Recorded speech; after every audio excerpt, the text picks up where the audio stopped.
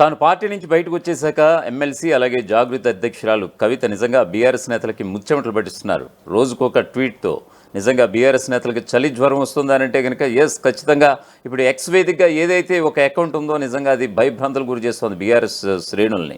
గులాబీ దండుగా అయితే నిజంగా గుబులు పుట్టిస్తోంది. అదే కవితక్క అప్డేట్స్. ఈ యొక్క కవితక్క అప్డేట్స్ పేరు మీద రోజుకొక నేత యొక్క అవినీతి యొక్క బండారం అంతా గుట్టురట్టు చేస్తున్నటువంటి వైనం అయితే కనిపిస్తోంది. ఉదాహరణకి మొన్నటికి మనం చూసుకుంటే హరీష్ రావు, దాని తర్వాత మళ్ళీ సంతోష్ కుమార్, జోగినిపల్లి సంతోష్ కుమార్. సో ఈ యొక్క హరీష్ రావు విషయానికి వస్తే కనుక కాళేశ్వరం అవినీతిని చెండాడినటువంటి వైనం కవితకు అప్డేట్స్ పేరు మీద. మరొక వైపు హరీష్ రావు హ్యాపీ రావు అనే పేరు మీద ఒక కథనం కూడా ప్రచురించి ట్రాక్టర్ల కొనుగోలు విషయంలో కొన్ని కోట్లాది రూపాయలు, సుమారుగా 100 నుంచి 120 కోట్ల రూపాయలు వెనకేసుకున్నాడు అనేటువంటి హ్యాపీ రావు అనే కథనం పేరు మీద కూడా నిజంగా ఇప్పుడు బీఆర్ఎస్ శ్రేణులకైతే ముచ్చెమటలు పడుతున్నాయి. నిజంగా కవితని పంపించి తప్పు చేశామా, అసలు ఇక్కడే ఉండి అలాగా నాంచుతూ ఉంటే సరిపోయేది కదా అనేటువంటి ఒక డైలమాలో కూడా పడిందట ఇప్పుడు బీఆర్ఎస్ అధిష్టానం. దీనికి సంబంధించి కవితక్క అప్డేట్స్ పేరు మీద బీఆర్ఎస్ నేతలకు సంబంధించి కొన్ని కథనాలు అయితే మన దగ్గర ఉన్నాయి. దానికి సంబంధించి వివరించే ప్రయత్నం చేస్తాను. గులాబీ నేతలు టార్గెట్గా విమర్శనాస్త్రాలు కొనసాగుతూనే ఉన్నాయి. తెలంగాణ జాగృతి సంస్థ అధ్యక్షురాలు కవిత మీడియా వేదికగా చేసినటువంటి ఆరోపణల తర్వాత కవితక్క అప్డేట్స్ పేరుతో వస్తున్నటువంటి వరుస కథనాలు సోషల్ మీడియాలో పోస్టులు పెడుతున్నారు. నేతల పేర్లు ప్రస్తావించకుండా పరోక్షంగా ఆరోపణలు చేస్తున్నారు. నేతలు చేసినటువంటి తప్పిదాలను, పార్టీకి కేసీఆర్కు నష్టం కలిగించేలా చేసినటువంటి అంశాలను వివరిస్తున్నారు. ఈ కథనాలను ప్రస్తుతం హాట్ టాపిక్గా మారిపోయాయి. రోజుకో పోస్ట్ పెడుతూ నేతల తీరును ఎండగడుతున్నారు ఎమ్మెల్సీ కవిత. కోరుట్ల కుతంత్రపు విద్య అనే పేరుతో కథనాన్ని కూడా పోస్ట్ చేశారు. 2008లో కేసీఆర్ను ఓడించాలని 6 కోట్లు తీసుకుని క్రాస్ ఓటింగ్ చేసినటువంటి కోరుట్ల నేత అంటూ కూడా పేర్కొన్నారు ఆ కథనంలో. దీంతో కేసీఆర్ చేతిలో 6 నెలల సస్పెన్షన్ ఆ లీడర్ గురయ్యారంటూ కూడా పోస్టులు కూడా పేర్కొన్నారు. ఇక కన్న కొడుకే ఎమ్మెల్యే టికెట్ రాకుండా కేడర్తో వ్యతిరేక నినాదాలు చేయించి తనకే టికెట్ దక్కేలా విశ్వప్రయత్నాలు చేసినటువంటి మహాకుట్రధారి ఈరోజు అదే వ్యక్తి కేసీఆర్ కన్నబిడ్డ మీద నోరు పారేసుకోవడం ఒక విడ్డూరం కాదా అని ప్రశ్నించారు. ఖాదీ బోర్డును భ్రష్టు పట్టించేందుకు ఖాదీ యాజమాన్య బోర్డును మార్చి తన మనుషులను కూర్చోబెట్టి బీఆర్ఎస్ పార్టీ ప్రతిష్టను దెబ్బతీసినటువంటి కరుడుగట్టిన కార్యకర్త అంటూ కూడా మండిపడ్డారు. ఇక ప్రైవేట్ క్లబ్లో మెంబర్గా చేరి క్లబ్ ఆస్తుల మీద కన్నేసి 8 కోట్ల రూపాయలు విలువ చేసే ఆస్తిని 4 కోట్లకి ఒక మార్వాడీకి అప్పచెప్పినటువంటి మహావ్యాపారవేత్తని దుయ్యబట్టారు కవిత. ఇంటి పేరు తప్ప కేసీఆర్తో అసలు వేరే ఏ బంధం లేనివాడు అని పేర్కొన్నారు. కొడుకు ద్వారా కేసీఆర్కు దగ్గరై అదే కొడుకుకే ఎమ్మెల్యే టికెట్ రాకుండా చేయడానికి పన్నాగాలు పనినటువంటి కన్న తండ్రి అని కూడా తీవ్ర విమర్శలు గుప్పించారు. అతడి ఆవేశమంతా తన రాజకీయ భవిష్యత్తు కోసమే, కేసీఆర్ కోసం కాదు, కేటీఆర్ కోసం కానే కాదు, బీఆర్ఎస్ కోసం కాదు, తెలంగాణ కోసం అస్సలు కాదు అని పోస్ట్ చేశారు.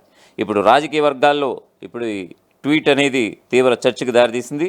బీఆర్ఎస్ నేతలపై ఇప్పటికే 2 కథనాలు అయితే వెలువడ్డాయి. ట్రాక్టర్లతో 120 కోట్ల హ్యాపీరావు ప్రగతి, హంపీలో కమలాన్ని మొలకెత్తించాలనుకున్నటువంటి కారు ఓనర్లంటూ కథనాలను సైతం పోస్ట్ చేశారు. అయితే ఈ పోస్టులోని సారాంశాలు పార్టీలో కీలక నేతలపైన చేసినట్లుగా చాలా స్పష్టంగా అర్థమవుతోంది. కేసీఆర్కి వెన్నుపోటు పడవాలని కారు ఓనర్ను బలిచ్చినటువంటి మచ్చ రెండోసారి అధికారంలోకి వచ్చినటువంటి తొలినాళ్లలో నల్గొండకు చెందినటువంటి ఒక ముఖ్య కారు నాయకుడి పార్టీ అని చెప్పి కొంతమంది గులాబీ నాయకులు హంపీకి వెళ్ళారు. అక్కడికి వెళ్ళిన సందర్భం వేరే అయినా కూడా కేసీఆర్ తర్వాత కేటీఆర్ను సీఎం చేస్తామంటే మేము ఒప్పుకోము, పార్టీకి ఓనర్లు మేము, కేటీఆర్ కొడుకు కాబట్టి అతను సీఎం చేయాలా అని కొంతమంది రసవత్రంగా చెప్పారు. పార్టీకి కేసీఆర్ గారికి వ్యతిరేకంగా పాటలు కూడా పాడారట. అగ్గిపెట్టి మచ్చ, పార్టీ ఓనర్ మరియు ఇతర నాయకులు కలిసి కొత్త పార్టీ పెట్టాలని మొదట అనుకున్నా కూడా అది సాధ్యమవుతుందో లేదో అన్న అనుమానంతో కమలం పార్టీలోకి వెళ్ళాలని ఆ నాయకులంతా భావించారట. అయితే ఒక సీఎం స్థాయి వ్యక్తికి ఇలాంటి కుట్రలు తెలియవు అనుకోవడం వారి తెలివి తక్కువతనం. ఈ విషయాలు అన్నీ పోసుకొచ్చినట్లుగా కేసీఆర్కి తెలిసాయి.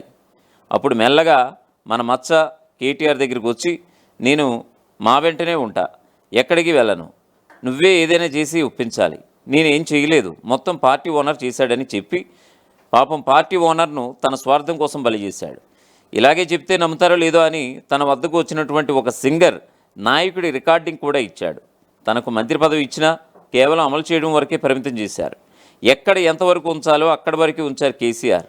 ఇప్పుడు మళ్ళీ బీజేపీకి వెళ్తున్నాడని వార్తలు రప్పించుకుని బ్లాక్మెయిల్ చేసి పార్టీలో నెంబర్ 3 స్థానం దక్కించుకున్నాడు. కానీ అతని దాహం అక్కడితో ఆగలేదు. కేసీఆర్ గారి కంటే తానే గొప్పని, ఒక మేధావి కొంతమంది కూలీలతో చెప్పించుకుంటున్నాడు.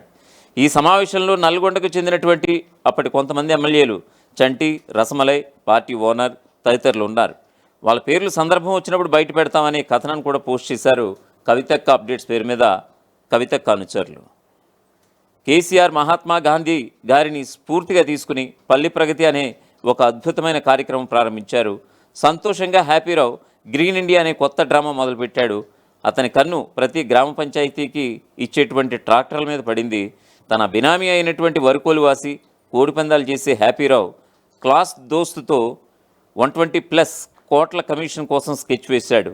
అప్పటికే ఆ పిస్సార్ ట్రాక్ట్కి సంబంధించినటువంటి బిజినెస్ చేసి ఉండడం వల్ల బెంగళూరులో ట్రాక్టర్ కంపెనీలను పిలిపించుకుని ఒక్కో ట్రాక్టర్కు ₹1,00,000 ఇవ్వాలని ఒప్పందం కూడా కుదిరించుకున్నారు.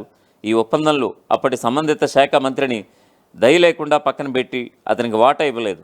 ఆ మంత్రి కావాలని గట్టిగా అడగ్గా అతనికి ఒక ఖరీదైన కారు ఇంటికి పంపించారట. ఇక ట్విస్ట్ ఏంటంటే ఆ కారుకి ఈఎంఐ కూడా కట్టలేదు. హ్యాపీరావు వల్ల ఇప్పటికీ ఆ సదరు మాజీ మంత్రి ఆ అవసరం లేని కారుకు తన సొంత పైసలతో ఈఎంఐ కట్టుకోవాల్సిన పరిస్థితికి వచ్చాడు. ఆ 120+ కోట్లు ఇద్దరు కూడా పంచుకుని ఆ మంత్రికి మొండిచేయి చూపించారట. ఉమ్మడి వరంగల్ జిల్లాలో ఆ ఇద్దరు నాయకులకు కొన్ని రోజులు మాటలు కూడా లేవట. ఈ మధ్యనే కుట్టి మిషన్ల పంచుతూ వరుస పోస్టులు బీఆర్ఎస్ పార్టీని ఇబ్బందులు గురి చేస్తున్నాయనే ప్రచారం కూడా ఊపందుకుంది. కవితక్క అప్డేట్ను ఎవరు క్రియేట్ చేశారు, దాని వెనుకున్నది ఎవరు, ఎవరు ఎక్స్ హ్యాండిల్ నడుపుతున్నారనేది ఇప్పుడు హాట్ టాపిక్గా మారిపోయింది. గులాబీ నేతలను టార్గెట్గా చేసుకుని ఒక్కొక్క నేత చేసినటువంటి తప్పిదాలను బయటపెడుతుండడం రాజకీయ నేతలు సైతం చర్చించుకుంటున్నారట. ఎవరు నేతలు సమాచారం ఇస్తున్నారు, ఇవ్వాల్సిన పనేముంది అనేది విస్తృతంగా అయితే ఇప్పుడు జోరుగా చర్చ జరుగుతోందట. ఇదిలా ఉంటే ఏ బీఆర్ఎస్ ఎమ్మెల్యేపై ఏ నేతపై ఏ కథనం వస్తుందోనని నేతల్లో టెన్షన్ నెలకొనగా రాజకీయ వర్గాలు మాత్రం కథనాల కోసం ఆసక్తిగా ఎదురుచూస్తున్నాయి. అయితే ఇంకా ఎంతమంది నేతలపై వరుస కథనాలు వస్తాయో వేచి చూడాలి మరి.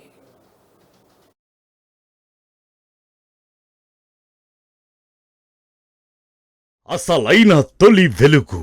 ఫాలో వాట్సాప్ @తొలి వెలుగు official.